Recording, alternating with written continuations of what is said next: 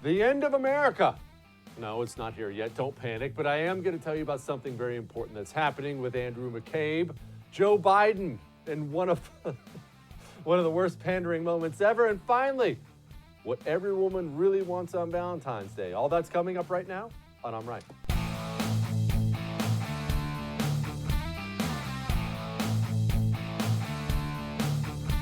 All right, unless you've been hiding under your bed all day long, you have heard the news. But look, I understand that most of the United States population sits around and only wants to hear what I have to say about it. So allow me to inform you on what happened. Former FBI Deputy Director Andrew McCabe, it doesn't matter. I think it's kind of weird when people go by Andy, but that's another story. Well, he's not going to face any charges, at least as of right now. Keep in mind, this is the man who lied under oath 4 times. This is the man who lied to the FBI. If you want to see what General Flynn is currently in prison for, yeah, it's lying to the FBI. My point is not to defend General Flynn. My point is not to defend anybody. My point isn't even to specifically attack Andrew McCabe. My point is simply this.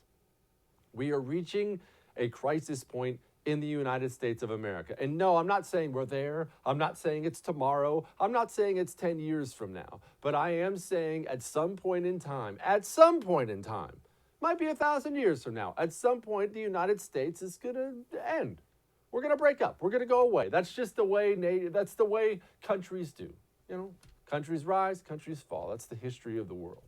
Part of the history of the breakup of the United States of America will be, without question, this thing where the people in government, the people in the cool kids government club, he was FBI, he was IRS, he was this Democrat, he was this Democrat, he was this Democrat campaign bundler, where the people in government, the people who love government, never get held accountable for anything. And anybody who's even flirted with the Republican gets thrown underneath the penitentiary. This is an issue, ladies and gentlemen, and I'm sorry, I know this is going to hurt for a lot of you to hear, but Barr might not be the man for the job. That stinks, right? I mean, look, I loved him too. He got the water bottle sneer during the meetings, and he makes senators look good, and he talks stuff on TV. Woohoo, Barr! What's he done? More than that, you take this case of McCabe, when the entire country is already screaming, when are Democrats ever going to get held accountable? When are Democrats ever going to get held accountable? And he looks at this, no, it's lies to Congress 4 times, lies to the FBI. You know what? Nah, he's good to go. Stop telling me about how great Barr is. Start showing me. I love show me. I don't love tell me. Show me what he's done. Stop telling me what he's going to do. Stop telling me about this investigation or that investigation. Or you don't understand. We still have Durham. And he's looking at the... Ladies and gentlemen, the people in government, the people who work for Democrats, Lois Lerner, Loretta Lynch, James Comey, Andrew McCabe. I mean, gosh, the list is so long, I don't even want to go through it all right now. They commit horrible crimes and they walk away with nothing. With nothing. And you can say, well, he's still looking into it, people. Get serious. I don't mean to come off too cynical tonight. I seriously don't. But do you think James Comey is going to see a day in jail? The director of the FBI who oversaw a FISA warrant application full of completely crappy information to spy on an American citizen and violate his rights, by the way, underneath President Barack Obama, while President Trump was then just a candidate running for office, and James Comey will not see so much as a slap on the wrist. How do I know? His deputy director, we have it, it's on paper, he practically admitted it, lied under oath. It's fine, no charges. Do you think you would have charges, ladies and gentlemen? Do you think if you lied to the FBI, you would have charges? Do you think if you were under oath and lied not once, not twice, not 3 times, but 4 times, do you think you would be brought up on charges? You're daggone right you are. You would be. As the late great George Carlin once said, it's an exclusive club and you ain't in it. And ladies and gentlemen, I'm telling you right now, no, it's not going to be tomorrow. No, there's not going to be war on the streets. We are entering a dangerous time in the United States of America because it is far from being only me who feels that there is one set of rules for the rich snobs in Washington, D.C., and one set of rules for everybody else. Go look at the military personnel, former military personnel who are currently rotting in Fort Leavenworth for doing things a fraction this bad. Yet because you're Andrew McCabe, well, you don't understand. I mean, he knows the right people. He knows the right judges. He's in the right clubs. That's fine. I'm sure it's not fine, people. It's not fine at all. And it's a very, very, very big deal when American people start sneering when they hear the words, the rule of law. I will tell you, I do. Don't ever say that word to me again. Well, we have the rule of law. No, we don't. Don't tell me about rule of law. Until we're all under it, I never want to hear those words from anybody ever again. We don't have the rule of law. We have the Cool Kids Club, and we have you and I, who apparently are going to absolutely get knifed in the back every single chance we get, and I've had about enough of it. Andrew McCabe was the deputy director of the Federal Bureau of Investigation, meaning when he commits crimes, it's a bigger deal. He gets the book thrown at him in a just society because as the deputy director of the FBI, he's more accountable, or at least should be. Oh, but not in America. Not in 2020 America. In 2020 America, he's got the right Rolodex. Hang on, let me just send a couple texts. I'm going to get out of this scot-free. I'm in government. Hey, too bad about you guys, though. Disgraceful. Speaking of disgraceful, before my blood pressure goes through the roof, these assaults against Trump supporters, they're not stopping, people. They're picking up. And again, I hate to be a Debbie Downer on a Friday night. You know that's not normally my style. We are approaching an election year where Democrats' prospects are not great. All right, we all understand that. Even Democrats understand that. That's why you see the screaming on TV.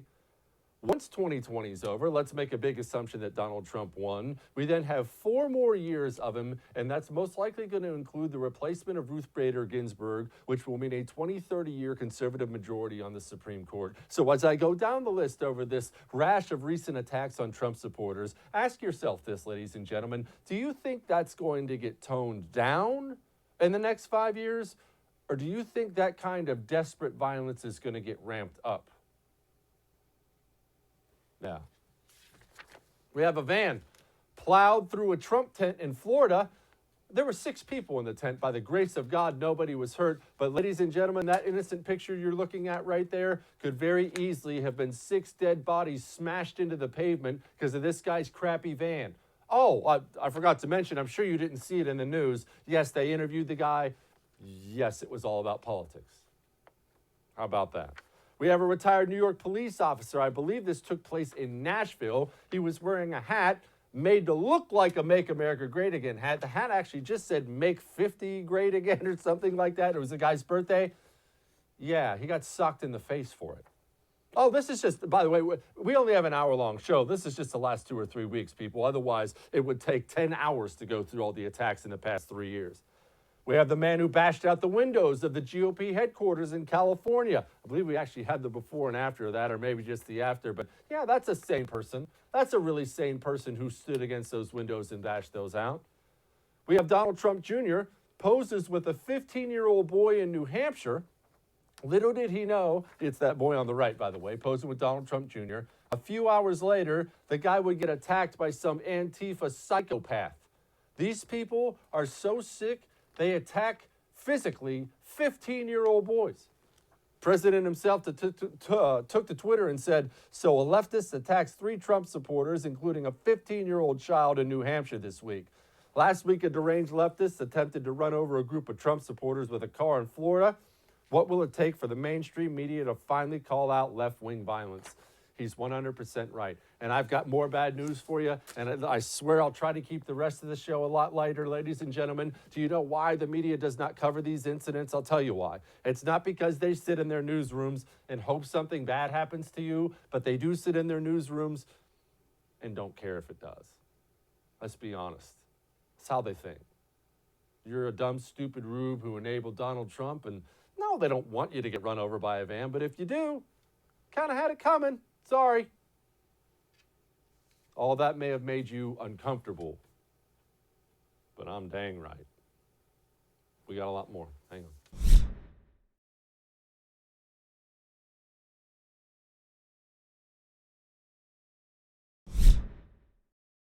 Joining me now, the host of This Is My Show with Drew Berquist. Drew, first of all, I'm digging the all black. When you put that on, do you see yourself more as Johnny Cash, more as Steven Seagal? There's a wrong answer.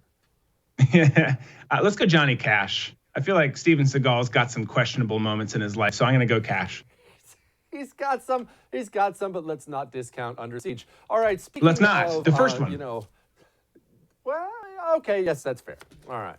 Speaking of black, I think this Andrew McCabe thing is a black mark on the United States of America. And then more than that, I think the American people, I hear it more and more, Drew, they're losing faith in institutions. And frankly, they're scoffing at the words rule of law. Now, and I have to be honest, man, I do the same thing too when I hear that word. I'm like, yeah, for who? I'm not a bureaucrat, so clearly I would be charged with one. What do you tell the person right now who says, okay, enough is enough? Is anybody on the Democrat side ever held accountable? Apparently not. You go back to, you look at what happened leading up to all this with the Hillary investigation, her emails, this, that, and the other. Nothing happens.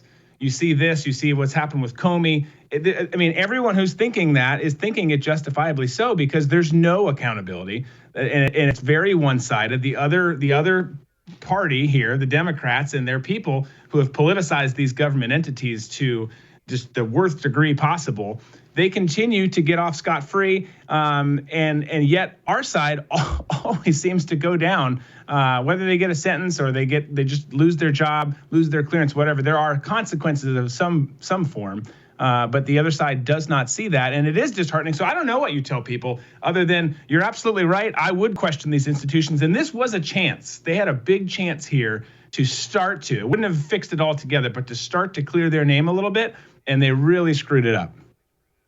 Am I wrong when I say that, look, even if you just nail down just what McCabe did, and you say, okay, well, we chose to let this one go, that they should not have chosen to let this one go based on everyone else's history, based on how the public is feeling. And no, I'm not one of these, let's go to war in the streets type. I think all that stuff's absurd. But I think, Drew, I think you're getting to a dangerous point, or at least this is step one in a dangerous point in the country. If the American people stop caring about the rule of law and they think the government's against them, that's not healthy.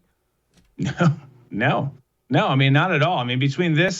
Between some of the, you take as a petri dish or a sample set here of what's going on in Virginia, all the different laws they're passing, and the revolts will be real, and they will be coming if these types of trends continue, and no one wants to see that happen. But we're in very dangerous waters here, and I don't know how you survive it other than getting some small victories like this could have been if they would have handled this case appropriately. Look, you didn't have to sentence him to the worst degree of prison or this, that, and you just need to do more than slap him on the wrist and say you're free to go, which is what they've done. Yeah, I agree. Look, I don't want the man strapped into an electric chair here, but you can't just say, hey, you lied under oath 4 times, you lied to the FBI. It's no big deal. Gosh, right. After all, you're one of the club. Just go on about and go play chess tonight. Yeah, you'll be fine. Get some more money from Terry McAuliffe and his family. You'll be good. It's a tangled web. All right, Drew, changing pace here. I went down the list. I'm not going to bore you with the list because there are so many you may fall asleep at your desk of just in the past month or so assaults on Trump supporters, or like the poor sap in Nashville who was wearing a hat that wasn't even a MAGA hat. It was just made to look like one. He was assaulted and he wasn't even, a hardcore Trump guy. Yeah. It's getting out of control. And my concern is not just everything that's happened, Drew, it's where we're going forward, because we have a year until the election. I don't want to count my chickens before they hatch, but clearly the Democrat field's a disaster. The economy's good. Let's say Trump gets reelected. Let's say he's, getting ready to appoint Ruth Bader Ginsburg's successor. If they're this bad now, man, what does our future look like?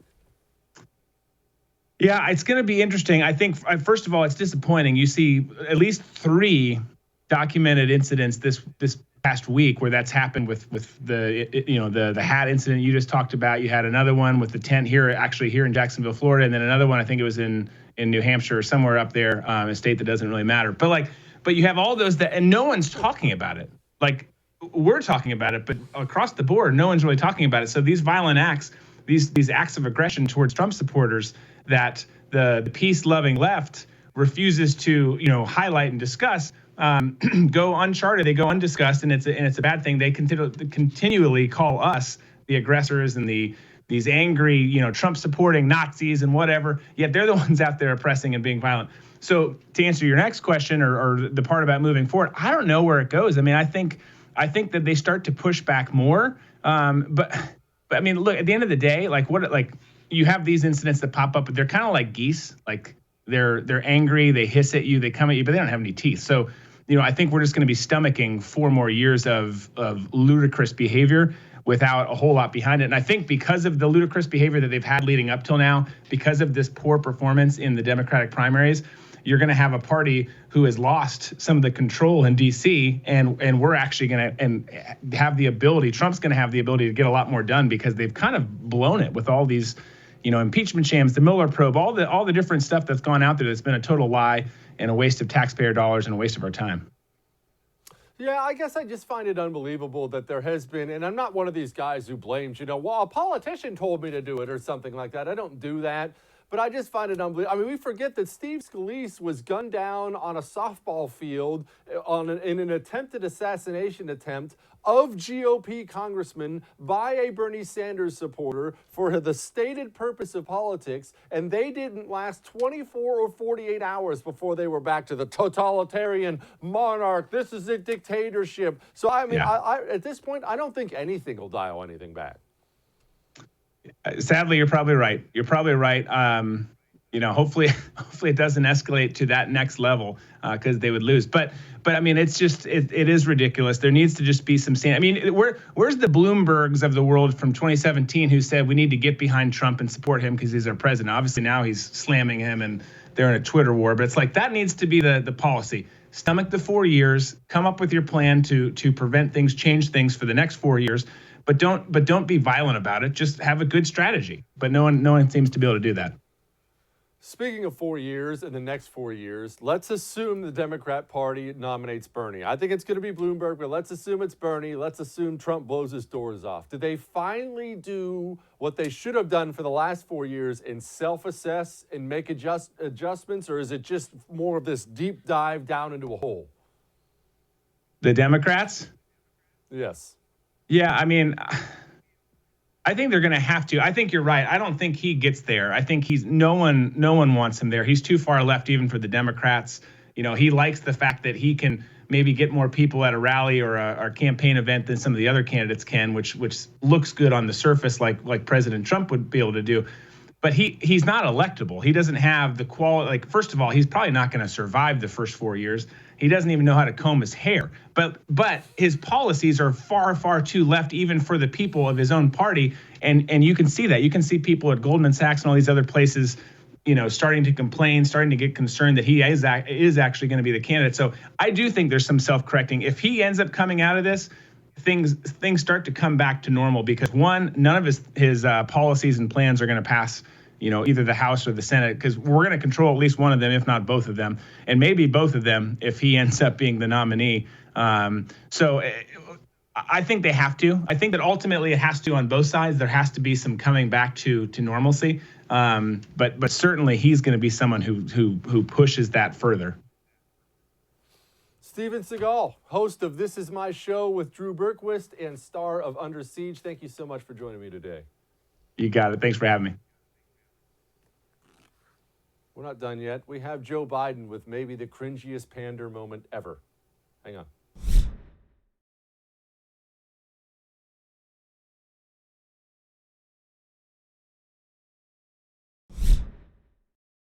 Well, all eyes are going to be on Joe Biden, at least the ones that aren't bleeding, from now until South Carolina. Because, look, this is going to determine whether or not Joe Biden stays in the race. South Carolina is his, this is his final wall. This is the citadel for the Joe Biden campaign.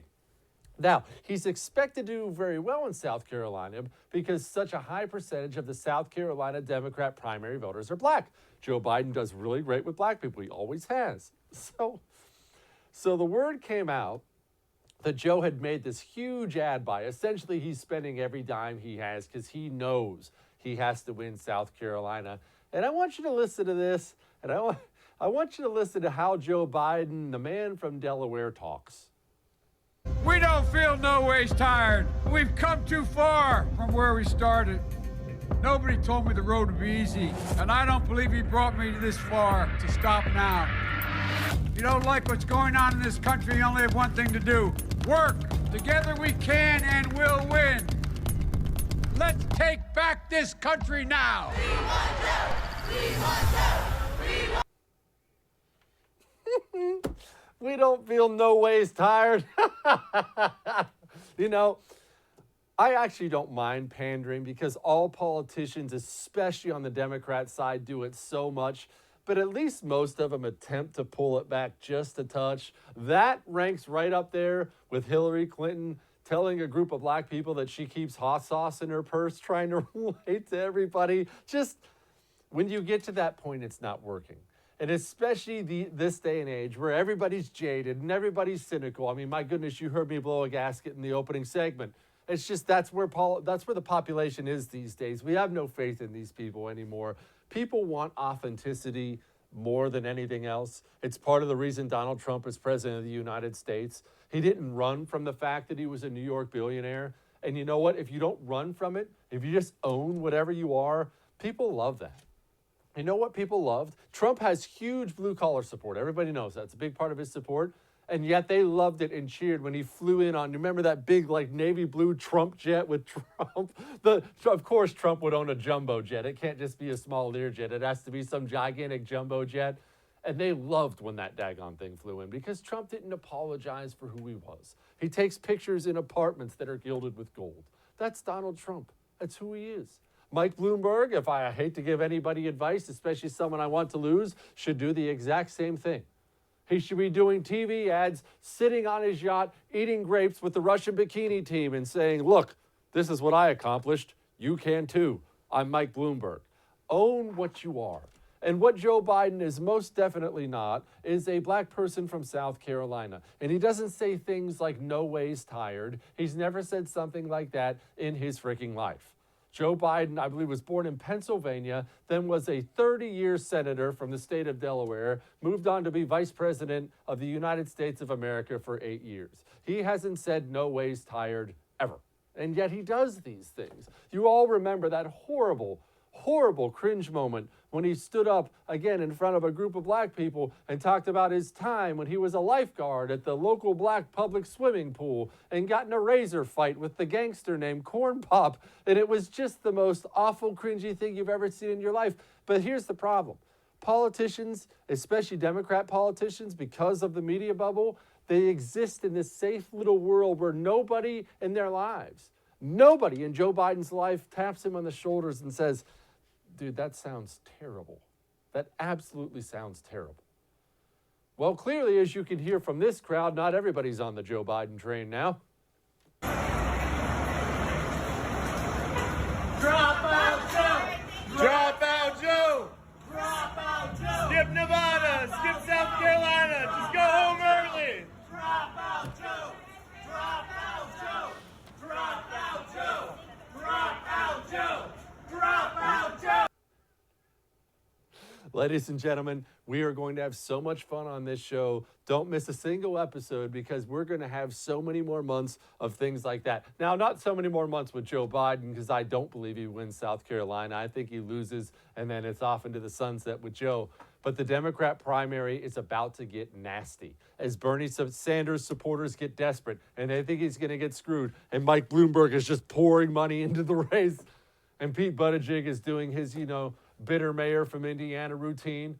Elizabeth Warren with, it's just going to be absolutely hilarious and entertaining. And Democrats are so nasty, at least their supporters, the way they politic. You're going to get a lot more great videos like that. And I, for one, am here for it. Now, switching gears briefly, John Bolton. John Bolton, he stands behind John Kelly and what he said about Donald Trump. Quote, John Kelly is an honorable man. John and I have disagreed at times, as is commonplace at senior government levels, but he has always served his country faithfully. Conservatives especially have a responsibility to reject baseless attacks upon him, and this is what bothers me, people. One, you heard it there when he said, have disagreed at times. That's John Bolton trying to backstop himself for when it inevitably comes out that John Kelly and John Bolton hate each other's guts. But he comes out because the former Trump people who try to make money and get a reputation off of being anti-Trump, and they want to do the news stuff and all this other stuff, they try to band together. Look, we're just out here. We're in this together. Ladies and gentlemen, as I already explained to you, as soon as you walk out the door, shut your mouth and stay respected. Or open your mouth and you won't be respected. It's that simple. And you can't whine your way back into being respected. You can't join hands with your next bosom buddy and be respected. You either shut up and gain respect, or you choose to run your mouth and sell your book, and here's my Amazon link, and there's no respect coming your way. Sorry, John. Doesn't work that way. You want to walk out the door and trash your former employer, whether it be Trump, Obama, whoever it is, you look like crap. As I told you yesterday, people, never, ever, ever, ever, ever in the history of mankind has somebody watched a person trashing their former employer and thought to themselves, that's a good look. I respect them more for that. It's not the way life works. All right. We got Ryan Gerdusky coming up. Hang on.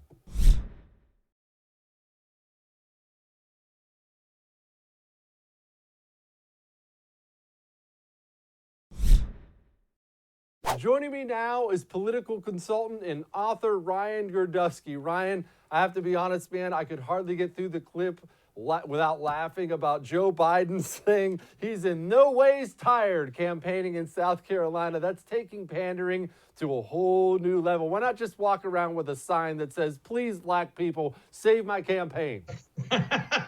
Yeah, a guy who was born in Pennsylvania and raised in Delaware. He's got a Southern twang to him. Listen, Joe Biden's campaign, yes, there have been a lot of black people who voted so far, but it's suffering. It's suffering real bad. And he's got to have a momentous win in South Carolina, a large single digit or at least a double digit win to say, hey, I have a place in this race, and don't hand it off to Bloomberg and Buttigieg. You know, the old guy still has it. You know, he needs to get through a whole week without either his eye bleeding, him mentioning corn pop, or some other, self-inflicted wound to be a successful candidate at this point. Okay, is he going to win in South Carolina? Obviously, it was always thought of as being his state. There's a huge black population there that votes in the Democrat primary. Black people love Joe Biden, at least, historically, that's where he's done the best. But the guy's never finished fourth, in a primary in his life. Does he actually win it? And surely he drops out if he loses it, right? I think that he'd have to at this point. It's just, the problem is with Joe Biden, he's not running for office ever again. It's not like Elizabeth Warren. If she loses on Super Tuesday, in Massachusetts, she is open to a primary. This is his last go around, and it's a question of legacy. Does he want his legacy to be as Barack Obama's vice president, successful, or as a losing primary challenger? He be the first vice president to lose his party's nomination in history. I mean, that's a rough loss, and at least in the modern primary sense. But when they weren't picking nominees right out of the bat, that's a hard thing to do. I mean, Dan Quayle didn't run, but he's in Dan Quayle territory now. And I think that that's really, really problematic for Joe Biden. And it's a question of his legacy. He needs to come out and sit there and say, hey, I won at least one primary. I deserve to be here. But don't have Bloomberg's money scare you away. Don't have Buttigieg's Macron-esque style sit there and scare you away, and don't go for the socialist. He has to. I think he can. I think he will win South Carolina regardless. I think he's too entrenched there. Bloomberg is not on the ballot yet. Tom Steyer has absolutely no appeal whatsoever. And Bernie's surging, but not enough, I think, to make an impact. Why is Joe Biden bad at this, at least in this particular primary? Now, I argue that each race tells its own tale. Is it the other candidates are eating his support? Is Joe Biden, just as I've argued, just not a very good politician that has managed to exist in D.C. for 4 decades? Why did this go so wrong? People forget how far ahead he was when he jumped in. He was 20, 30 points ahead. Right. Well, I mean, he is a bad politician. Always. He won in Delaware, in a state that's got the population smaller than Los Angeles County. When he's run for president 2 other times, he's failed. Go back to 2012, which people forget. Remember when he was on the campaign stump as vice president for Obama and said, if you reelect us, we'll have more terrorist attacks in this country? Like, and all of a sudden he was off the campaign trail after that. I mean, he has not historically had a good track record as being a as being a national candidate. In 2008, when he debated Sarah Palin, he said, he constantly said, I love John McCain, but he's a loose cannon. But this is, he complimented him more than he insulted him. This is not a man who's got a great track record at running anywhere besides the state of Delaware, and I think that that's problematic. And also his age. The guy is not young. He doesn't have a message that's super appealing. I honestly don't know why he's running for president. He hasn't sit there and articulated that to voters yet of what I'm going to do. It's make America normal again. That's not a sit there. That's not something you go home and say, I'm going to make America normal again. It doesn't have the same impact, and it's very, very clear. It's not a visionary message. And he has to now own a lot of things he's both done in the Senate and Barack Obama's legacy, which to a lot of voters is great, but to a lot of voters it wasn't so great. Tell me about this book you wrote, because I find the whole concept to be exactly where we are right now in this country. Right. So I have a book. The book is called "They're Not Listening: How the Elites Created the National Populist Revolution." Thank you for asking about it. And this is the first book to chronicle national populism on a global scale. So people usually equate Trump and Brexit, Ohio voters to voters in Northern England, and say it's an old white man issue. It's going to go away in a generation. And it's just not true. It's happening across the entire globe, whether it be in Chile or Colombia, Brazil, in Israel, Australia, New Zealand, India, and Pakistan, all throughout Western and Eastern Europe. Canada elected a National Populist Party in Quebec just last year. And the first thing they did was ban veils. Essentially, there's 8 major issues that I chronicle in this book that the governing elite on the global scale after the Cold War ended completely ignored. And election after election after election, poll after poll after poll, voters said things like, I want less immigration in my country. And what did presidents from Bill Clinton to George W. Bush to Barack Obama did? Ignored the voters. Things like law and order should be the cornerstone of society, that we need policies that promote family and having children. Every one of those things said, no, just look at the GDP as whole. People and borders are interchangeable. None of this matters. Identity doesn't matter. And the people who live in cosmopolitan cities and work in industries like journalism and big banks, whether they be in Paris or London or New York City, were divorced from the reality that the majority of Americans and Britons and French and global citizens were feeling. And that is why we're seeing the rise of national populism, and it's not going away. And this book chronicles, and I have over 800 citations, it's very well researched, chronicles the rise, where it's going, how it happened, the issues that are affecting it on a global scale, and how they interconnect between countries, and where we're going to see it rise in the future. See, this is why I don't write books, because I'm uneducated and I don't even know how to research, let alone research with that many citations. I'm a college dropout. It's not that easy. I'm a college from an art major, so let me tell you, it is. But I'm from a working class, blue collar neighborhood. I knew Trump was going to win. I worked for the Washington Examiner. I knew Trump was going to win the day he announced, because he sounded like everyone I'd ever met before in my life. And it's he picked $1 million bill off the floor. It's so obvious to everybody what regular Americans want out of their government. They don't expect miracles, but they expect some respect, and they don't even get that out of Washington, D.C. They don't even get that out of our establishment politicians who sit there and say, no, you're doing just fine because we're doing just fine. And that's just not true. And it chronicles those issues that are looking to the future and what people want in order to stabilize and maintain their dignity and their community. All right, I'll let people read the book as far as what's going to be in the future, but I need you to rewind for me to the past. How did they get out of touch? You talked about when it began, Cold War and all that. How did all of a sudden they just totally lose touch with the populations that vote them in and vote them out? Well, there's a lot of things that happen sociology-wise, where people started marrying only people from elite colleges married elite colleges, people balkanized themselves economically, education-wise. I'll throw out a statistic for you. In 1960 in New York City, The average 50% of the people did not have a college degree. The average income was about $5,000 higher than it was nationwide. Manhattan had a working class population. Rewind by 2015, the average income was over $170,000 a year. 95% had a college degree. They worked in elite institutions. They just surrounded themselves with other people. I'll take another topic, journalists. Even when Barack Obama was running in 2008, 1 in 3 journalists lived in a red state, in a red county, rather, in a red place that had Trump supporters.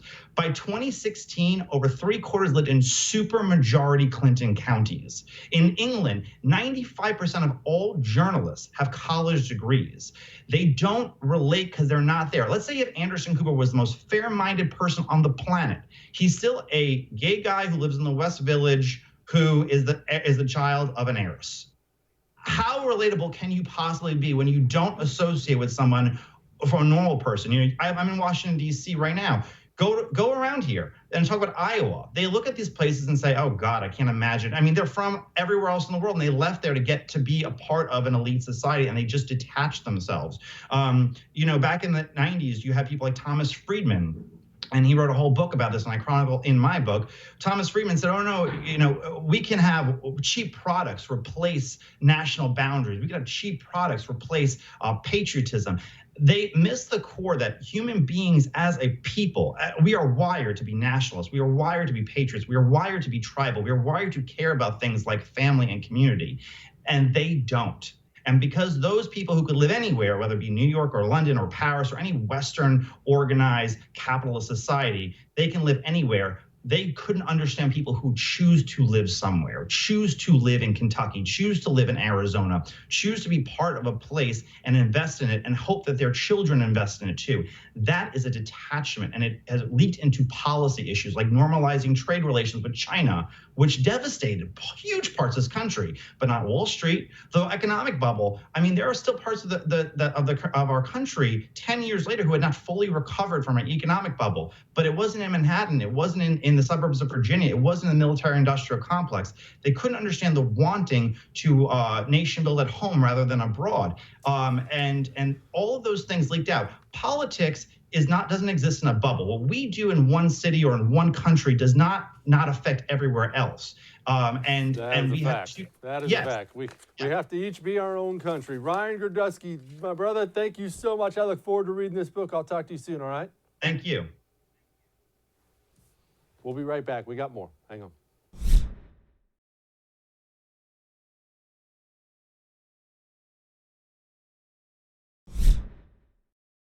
Jim Carey, the formerly hilarious actor, the great Dumb and Dumber Ace Ventura actor, well, he's not as funny anymore. He is old and he's rich, and once you're old and rich, funny just kind of leaves you. But he has a new movie out, this Sonic the Hedgehog movie, so he's doing the press tour thing, and he has some little Hollywood reporter lady giving him an interview, and it was uncomfortable. And in the film, Sonic has a bucket list. And I was wondering, after all you've done in your career and in your life, is there anything still left on your bucket list? Just you. Oh, wow. That's it. It's all done now. I don't know what to say to that. I know. Just own it. Okay, I'm owning it now. Well, obviously that is not the most comfortable thing I've ever seen in my life, but I'm about to do what nobody else did today, and I'm going to defend Jim Carey, and I'll just say this. Again, he's old. Again, he's insane. That's just the way that goes. And lastly, and look, ladies, I know you're going to yell and scream, but you all know I'm right. I don't know the guy's name, Hemsworth. Chris Hemsworth, the guy who played Thor on Avengers. If that was Thor sitting there in a little muscle shirt, and Thor said those exact same words in the exact same way, what would every woman be saying today? Oh, my heart be still. I'm feeling flush over here. But because it's old, creepy Jim Carey, it gets known as cringy and creepy and all those other things. There's a hilarious Saturday Night Live skit on this that I will show you sometime with Tom Brady, and that the difference between creepy and flattering is measured only by how much you're attracted to him. So I defend Jim Carey. He just doesn't know that he's old and ugly and insane now. We're going to do this again on Monday. Y'all have a good weekend. See ya.